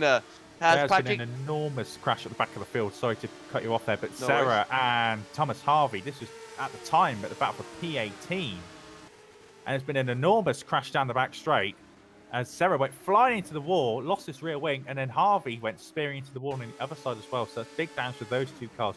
Race is ruined for them. But I'll say Hamilton's been very good. And again, third round in 4 rounds. Yep. But it might be a double victory. We had Sandeep Singh in Brazil, Sven de Vries in Australia. It could be Martin Hemmingsen here in Istanbul on the last lap. And Patrick Witkowski under pressure from Omari Watson. We are on the final lap of the race. Hemmingsen leads the way from Jonathan Holmes, from Elias Fernandez. But the battle for 6th place still looms large. Hemmingsen makes his way onto the back straight. But take a look, that is a Tom Parker. I think he's having a little luck, but he'll decide against it. Liam Rance holds on to 8th place for now. But Omari Watson, how good is his exit coming through turn 10? Can he have a go at Witkowski into 12?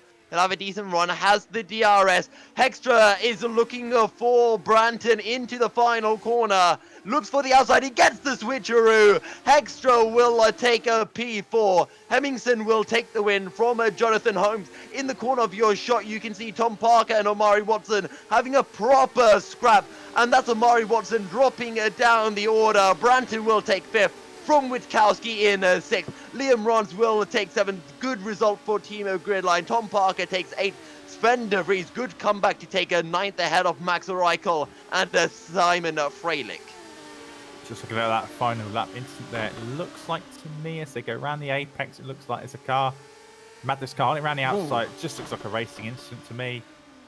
Between those two and Watson be absolutely gutted. It still takes away a point. Just running down the final. So Hemmingsen for Paulson, Fernandez, great podium, and those 3 follow who deserve the result. What we hope to have a great fight for the field up to 4th. Branson 5th, Witkowski 6th. On his debut, he should be very, very proud of that. Liam Rance in P7, taking much needed points to grid line. Obviously, they've thrown away a few points here this evening again, but still, 7th place, still some points to build on. Tom Parker in 8th after starting from the back of the field. You know, that's a very impressive performance. Sven de Vries in P9, losing out a little bit to Martin Hemmingsen in the standings. Nice to get. Good thing is they're going to get closer, going to get more feisty. It's going to be great stuff. Max Reichel P10, he's running out a great day in the office. Simon Frelick in 11th, Canary in 12th, Mike Bowen 13th. Points for downfalls. Daniel Herlock and Omari Watson 14th, 15th. So a few more points there for Santa Motorsport. Again, those final few laps throwing away points here as well. Rozak, Flask, Augustland Voss, Bolka ran at 20. Dan Hutt, Raboli, Pickentaro, Gert Free, Sam Holt, Fairclough, Smirshik, Harvey, Peter Jones ran out the finishers. Sarah, Faros, and Rusa all retiring. And as you mentioned, Neptune Sim Racing pick up a whole bunch of points tonight. As you know, the Sim Racing as well. So it is very close in the battle at the top of the standings. I think Thunderdog lead by a few points over Neptune with Nova further 10 points back, if my quick maths are correct. But in the championship, though, Sven de Vries will still lead from Hemmingsen and Hextra in 3rd, if I'm not mistaken. We'll have to see when everything's added up.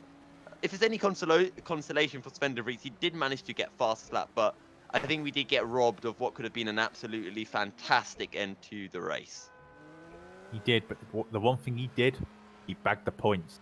He still he made a mistake, but he still took points home. But of course, there might be incidents reported, not just for de Vries, but other things that happened as well. So expect these results. The results you probably find have come out in the next 10 to 12 days officially on the website.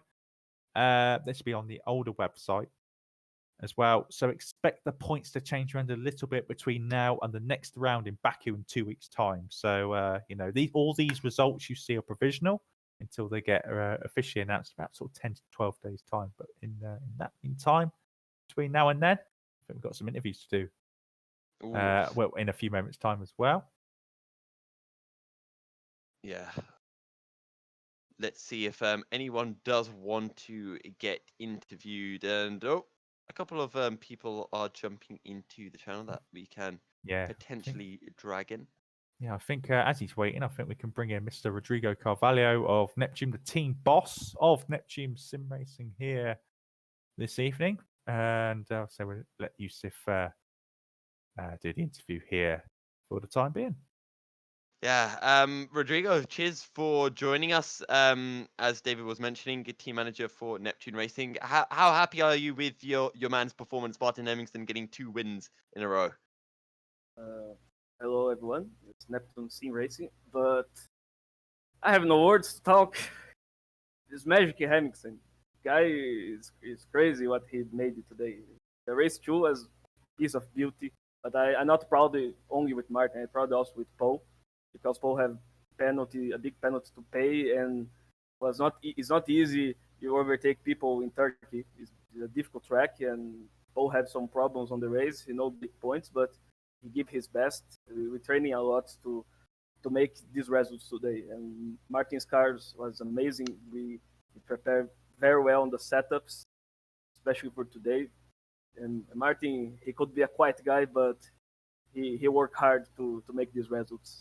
And not only Martin, Paul also worked very hard to make a good race today. And I want to also thank my friend, my engineer, also Wagner João, that helped me a lot to see some details on the setup to help Martin Paul today.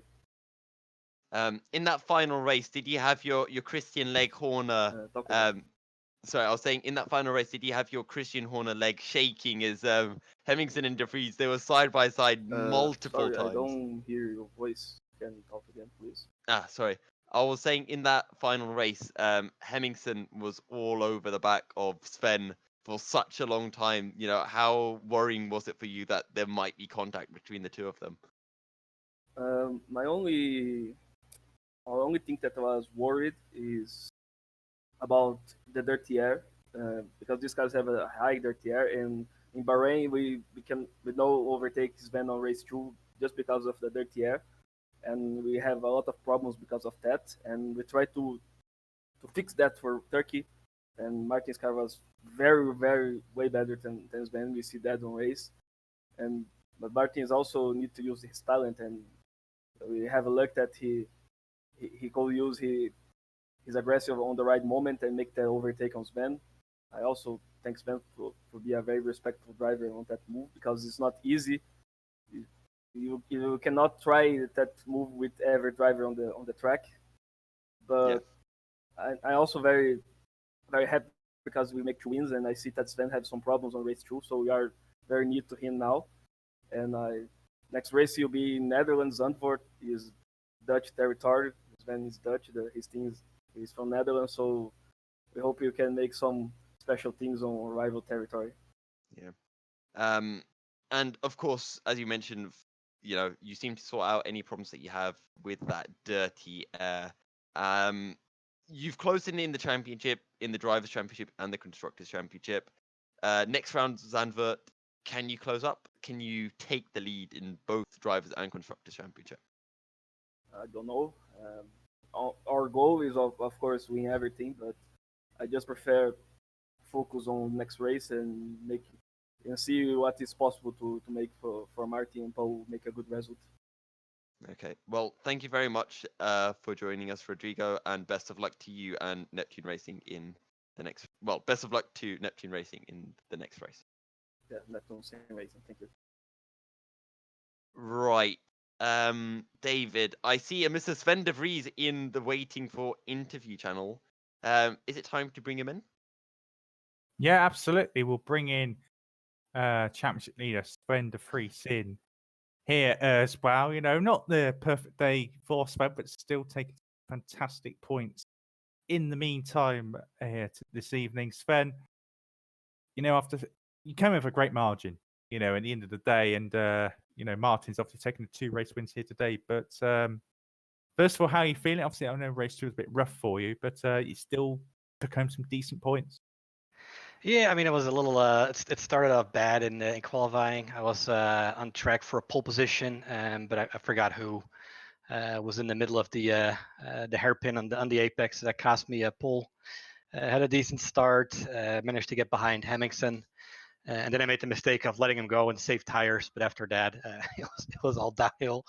So struggled with the tires towards the end. Brought it home P2, so it was okay. Then race 2 was more ping pong than racing. A heavily damaged car. So yeah, not too pleased with how that went.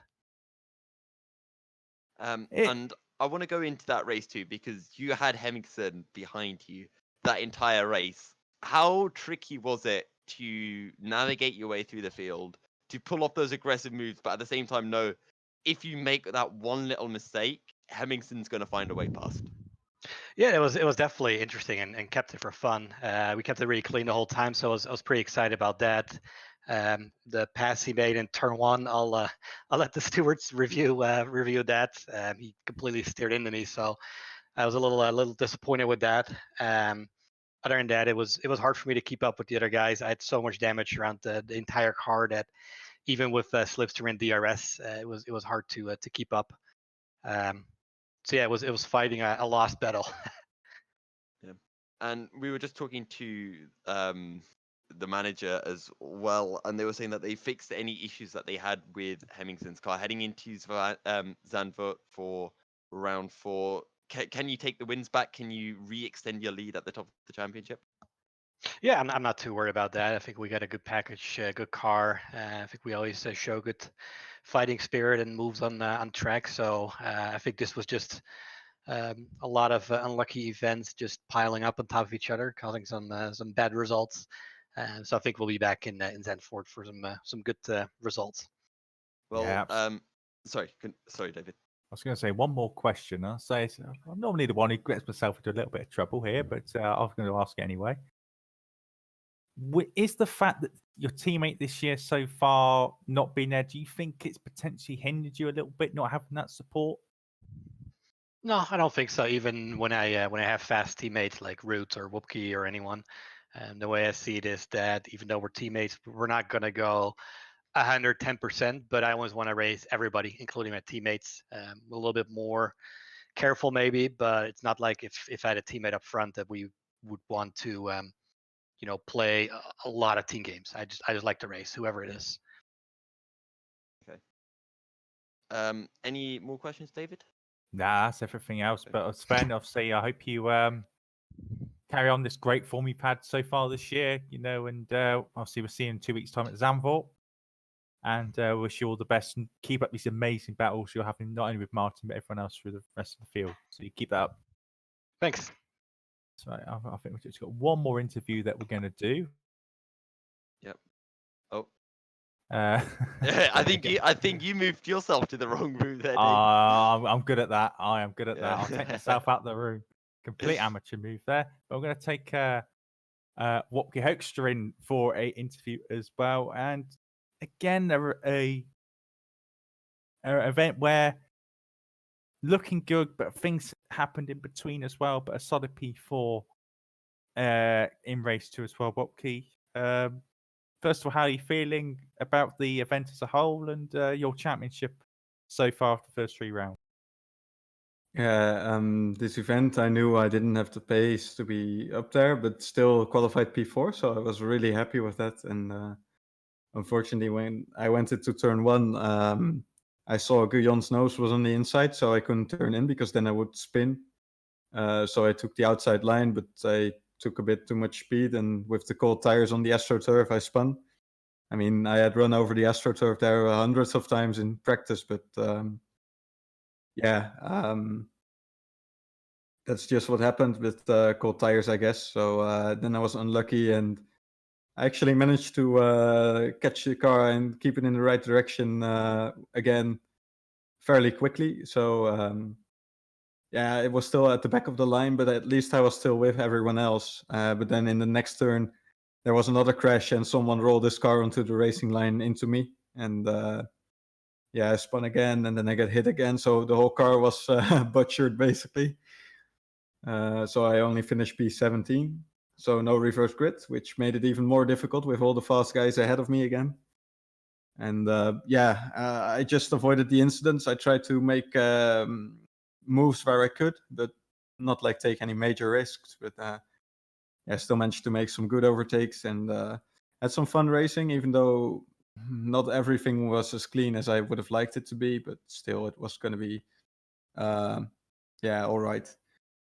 So yeah, the championship as a whole is a bit like every event. Like it's like you said, a lot of potentials, but It's not quite coming out yet, but still, I'm happy. As long as I enjoy the racing, that's the most important to me. And I enjoyed the racing in race 2 today, so that's fine. Yeah, and Yeah. as you mentioned, it hasn't been like the best of days. How do you go about, picking yourself up, clearing it from your head, heading into Zandvoort? To me, actually, the next day when I sleep and I wake up and I've already forgotten what happened this day. So yeah, just like I said, I don't mind because the most important thing to me is of course I feel like a bit bad about myself when it happens, but then I already picked myself together for the second race, and when it happens in the second race, then I'll pick myself up within a few minutes after that as well. So because I just care about the good racing and not really about winning the championship that much. To me, the racing is more important. So if I have good races and finish like P7 in the championship, I would still be okay with that. Well, we hope to see you in the thick of the battles in Zandvoort and the rest of the season. Thank you very much for joining us, and best of luck. Yes, thank you. Right, David, is it about time to wrap things up then? I think it is a very good time to wrap it up, to be fair, and looking forward to Zandvoort, not Baku, in 2 weeks' time as well. So round 4, and of course, by that point, at the end of that event in 2 weeks, we will already be a quarter way through the season, which is crazy to think about. To be fair, it's all going so fast. Can't keep up with this. It seems to be going faster this year, and it definitely did last year being a manager in FC. So it's been great so far. I can't comment on last season, but it's been an absolutely fantastic Turkish Grand Prix. Martin Hemmingsen picking up both wins in absolutely dominant style. We'll be back in 2 weeks, if I'm not mistaken. Yes, we will be Yeah, back in 2 weeks' time. Yeah. Yeah, 2 weeks for round 4 at Zandvoort. Make sure to tune in then. If you haven't already, hit up the GPVWC on Twitter with a follow to stay up to date with everything, and drop that subscribe button on YouTube. I've been Yousuf bin-Suhayl, joined in the commentary booth by David Carter. We've had Sandeep Singh doing all the production for us and giving us handy little insights into the drivers during the race as well. But thank you guys all very much for watching. Stay fast, stay safe, and we'll see you in 2 weeks' time. Good night.